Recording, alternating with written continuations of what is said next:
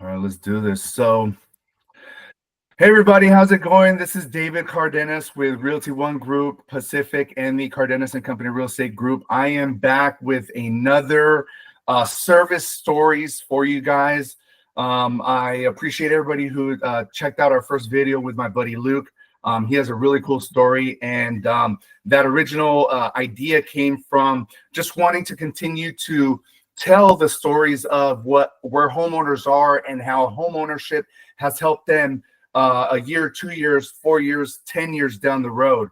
In Luke's situation, he served in the military and was able to purchase multiple homes to set him up now where he lives in North Carolina. And now I got my very, very good friend, very old friend, Omar Calleros with us. Say what's up, Omar. Hey, how's it going, everybody? I asked Omar to join us today because he has an incredible story as well. Service Stories, the title isn't just towards those who served in the military. These are stories about first responders and community leaders and law enforcement, and in Omar's case, people who are in education, which I think are just as deserving to get our praise and for the service that they perform as well. So, I mean, truly, and not just that, but Omar did serve in the military. He served in the Coast Guard.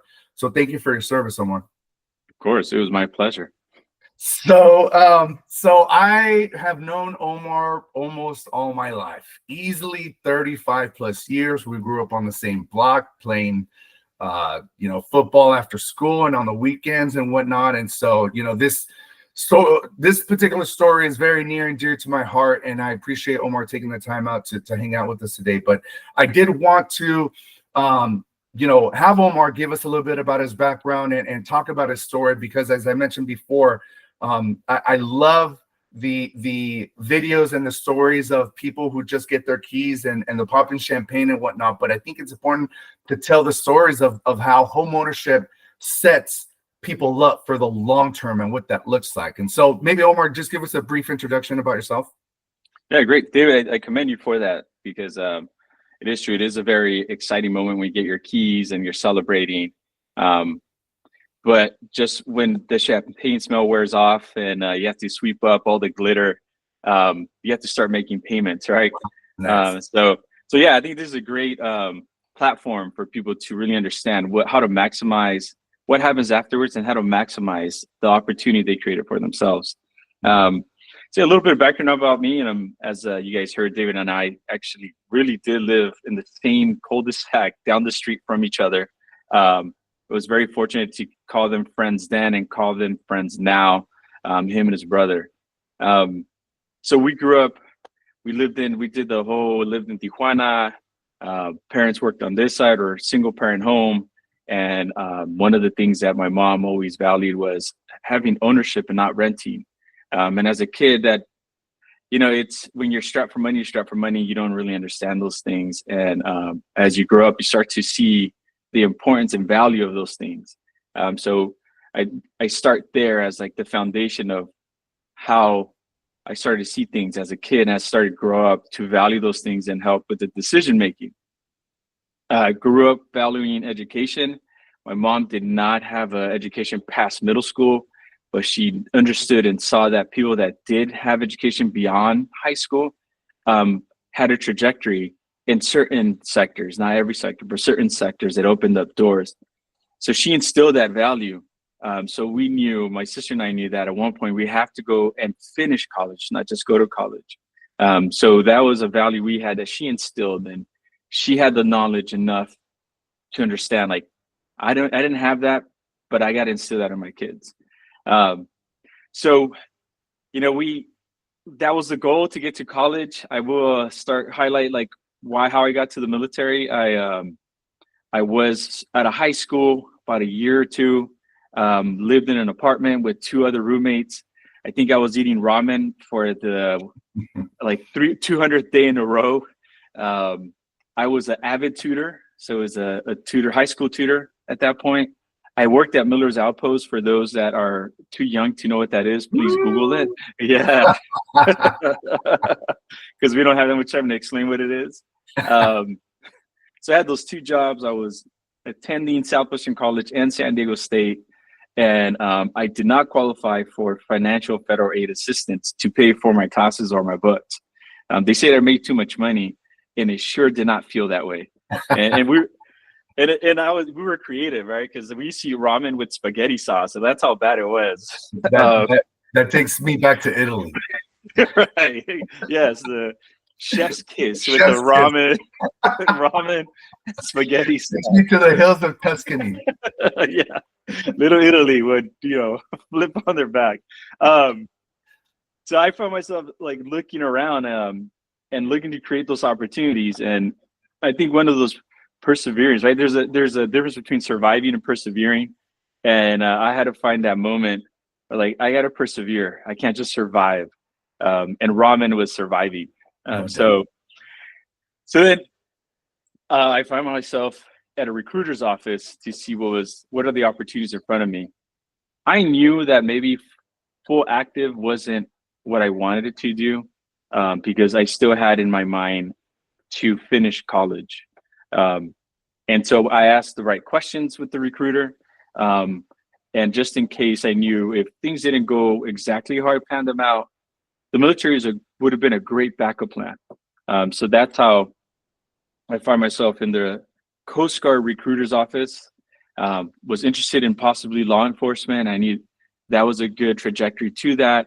I knew they did a lot of other things besides just what people know from the military, although all the branches have a lot of great opportunities. And negotiated and talked to them about being a reservist. And I signed on for 8 years to be a Coast Guard reservist. And to my surprise, the residual impact of that, it opened up many doors as well. Right, the value of that, the things I learned about myself that I never knew I can achieve. I was pushed for physically and mentally, and I found that I can achieve things. So I found more about myself than I ever thought possible. And then luckily I did obtain the GI Bill, which helped pay for my college education. Yeah. So, and the nice thing about that as well was when I started to look into buying a home early on, I was able to move around with the benefit of not having that in the things I still owed money on. Like that was not one of the things, because the GI Bill helped pay for the remaining amount of my education. So that's a huge plus as well. So when thinking about your future and planning it out, those things matter, and to take into account those things. Those are sometimes monetary things you think they're offset or they're different, but they impact your credit score, they impact your bottom dollar, they impact your decision making depending on how liquidable you are. Right. So that's how I got to the military, and really helped me open up to get into my first home, which was a condo. Well, I don't know, babe, you remember what it's called? We lovingly call it the G unit. The GGG unit. It was Unit G. It wasn't just because we thought we were gangsters. Cool. Video gangsters. Yeah. So that's where we're at. I think you remember that household. There was a lot of sweat equity into that household. Yeah, no, and I want to touch on the G unit. Before we get into that, I'd be remiss if I did not give a shout out to Judith, Omar's mom, because she always walked the walk and talked the talk. She still owns a house that is down in Blue Haven Court that we grew up on. She even went as far to build a small apartment complex, commercial and residential units in TJ. I saw Judith in Halloween. Myself and Omar and our families get together, and we're talking about that for a while. So cool, man! What a great story. She's always been a go-getter, and I mean, I've learned from Judith as well, and so I just want to make sure that we give her a shout out. Credit where credit's due. Absolutely. Really cool. Thank you. But going back to and fast forwarding and really touch on right. So now you're in education. Tell me a little bit about what you do right now. Yeah, so now, it's kind of a dream job too. I never thought people, like, there's things that you don't think are possible that you can go into as a job and career. But I'm in charge of the fun activities for a school district. So I work for the Chula Vista Elementary School District. I run the before and after school programs known as expanded learning programs. So all the activities that happen before or beyond the bell, those are the activities I get to organize and connect with parents and connect with kids and ask them what they want, what kind of activities they want. Also provide a safe environment where kids can do their homework, while parents of possibly low income, they are at work, or parents not low income as well, but just parents that are working families. They know that there's a safe place for their kids in the after school time where we can help them with their homework. And at the same time, we provide enrichment activities. And just to name a few, we have music, we have knitting, crochet, sports, robotics. We really have about over 900 different activities across our 43 school sites. So we have kids in the thousands every day, engaging with our staff that we train to learn how to engage and be empathetic and culturally sensitive and be engaging and be present for our families as well. So that way, when parents, like whoever is watching this video, you're at work, your kids are safe, our staff is trained, and you can come after work, pick up your kids and know that we provided a snack and the best environment for them to thrive. That is so cool.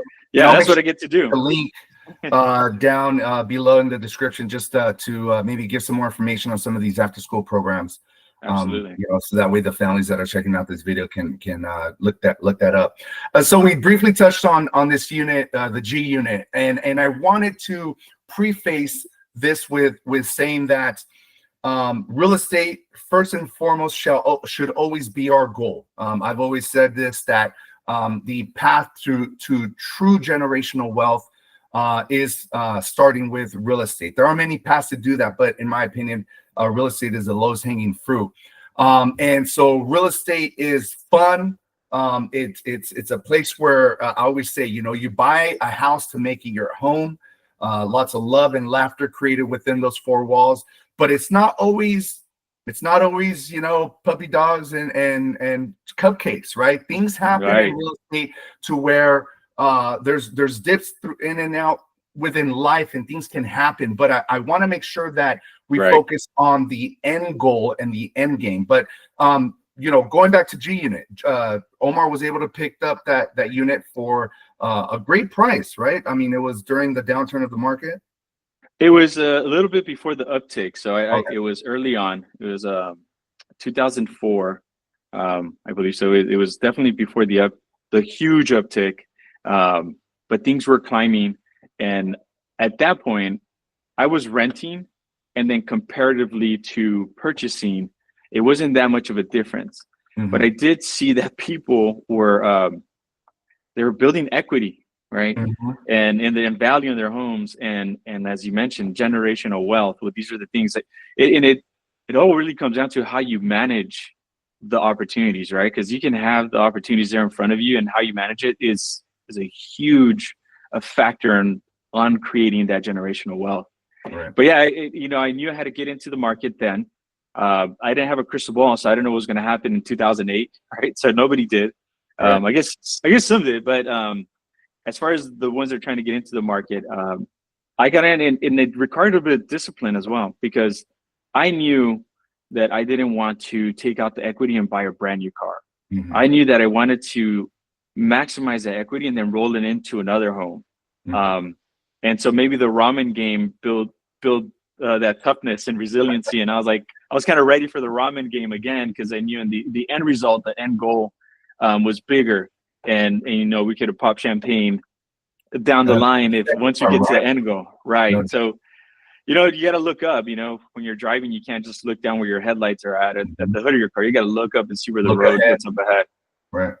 And I picked up all these terms in the military, right? Like if you fail to plan, you have planned to fail. Mm-hmm. So you got to buy a home with intentionality and planning, like what's going to be the down the goal result. Mm-hmm. But the G unit, I don't know if you recall, I used to give tours when I first bought it with the bottle of Lysol, because that house stank. And it had like water damage, and the carpet had to be ripped out. Well, and you But touched on again, this. There was a lot of yeah, sweat equity that was sweat put into equity, that yeah. property, right? With But the end game and the goal of maybe even I know we talked about this year, maybe even just going to hold on to it, keep it as a rental, and then start moving and start kind of building your portfolio that way as well. yeah, but that was Right. that was part of the vision for the end result, right? Because it's so easy to get discouraged when you see that, but you gotta have, like, I was like, I knew what it was gonna look like. I knew what I was gonna do down the line, Right. or at least I knew the goal or what I in my plan. So so I was happy to give people a tour with the Lysol can in my hand. But there was a lot of, like, I knew I didn't have money to pay someone to do stuff, so there was a lot of YouTubing and Mhm. watching videos on how to, like, install floors and crown molding and did all of this stuff. And then fortunately, when I met Abby, who my wife, she got invested as well, and she actually, like, redid a backyard. Her and her dad did that, and it really just made everything look nicer. Right. But I didn't pull the equity to buy a new car. Instead, then rolled that equity into buy another investment home. So the Genie was really like my home. The other one was a rental property, and did that with a friend who later on he decided to go on his own. But then from those two homes, pulled the equity from those two down the line. Probably was like a year later. Equity still kept growing at that point, and then rolled that equity into our now home, right? Or what Abby and I consider our forever home. Mhm. Um, Even though the market wasn't favorable after that, it still created opportunities for us to get to where we're at now. And Right. that's what I was wanting to get to, because I think it's important. Let me backtrack a bit, and I know we Yeah. touched on this when we were talking to Luke, is that for those of you who are scared to get in the game, it's understandable, especially right now with price points and interest rates being as high as they are. But keep in mind, your forever home, like Omar's forever home, wasn't his first or second, it was his third, right? If you have an Right. opportunity to get your foot in the door somehow, some way, get a roommate or your brothers to come in, whatever that situation might be, to be able to take advantage. For those who served in the military or vets, using your VA benefit is huge. But there are civilian loan programs for people such as myself who didn't serve in the military that can still get you in with as little as 3%. Ultimately, the message behind that is get in somehow, some way, so that it allows in giving you the opportunity to set yourself up to get into that end game, right? And Right. it's important to touch on that and not lose focus of that. Yeah. And it's I think a friend that was really talking me through this, who he got into, like, investing in homes. Before I invested in the G unit. He just kind of wrote it down. He's like, dude, how much you pay for rent? And wrote down a year's worth of rent, and then a year's worth of, like, his cheapest property, right? Yeah. And it was more like $300 more. And he's like, yeah, look, compared to what you pay for rent and what I pay, and he included taxes and insurance, and I think he was paying like $400 more a month. He said, look, yeah, you're saving all this money for, it was like 4,800, whatever that was. It's like, but in the end, you don't own it, Right. and I own this. And Right. in the end, like, this Somebody is else's mortgage. gonna make money. Yeah. So I was like, oh, like, I think that was my biggest aha moment, right? Because I saw it, I knew, and I heard all the information. But then when he highlighted, like, the value that this small property grew, that's why I bought my next property.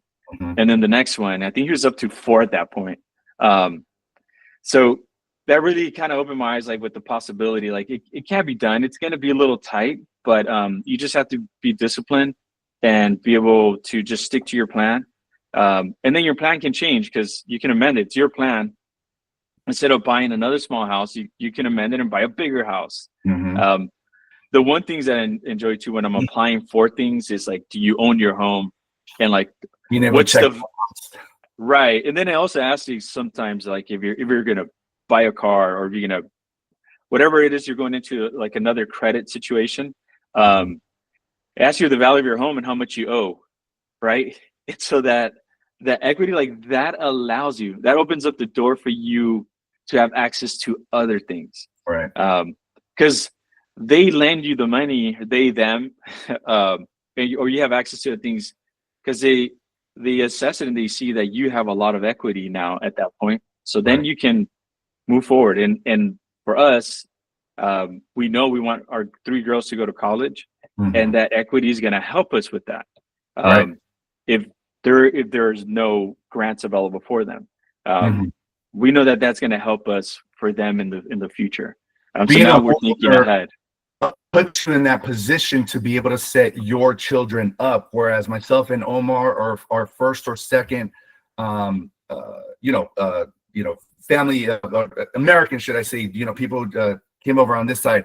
Forget where I'm going off the top of my head, but ultimately our families weren't in that position or did the opportunity to put ourselves in that position, whereas we do now. We're able to set our future in Omar's situation, future Calleros, past his daughters, or my case as well, past my daughters as well. And how cool is that to know that we are directly affecting our lineage way down the road, right? Right. We're moving some of the barriers, some of the challenges that, again, they can build resiliency, but now instead of focusing on like, what am I going to eat today? Do I have to eat ramen again? Or they can just focus on education. Right. They can focus on those goals. And, as mentioned, my mom has built herself up. But there was a lot of days where we weren't so sure what was going to happen. Right. So it's a different trajectory. It's a different onset of feelings and goals and vision. And so you start to question, like, should I continue college, or should I stay behind, or do I get a job versus a career, or create your own business? I mean, ultimately, the options that it creates for our children and for yourselves are really limitless compared to a bit of a bottleneck as far as limits on ideas or what you can do. Yeah, absolutely.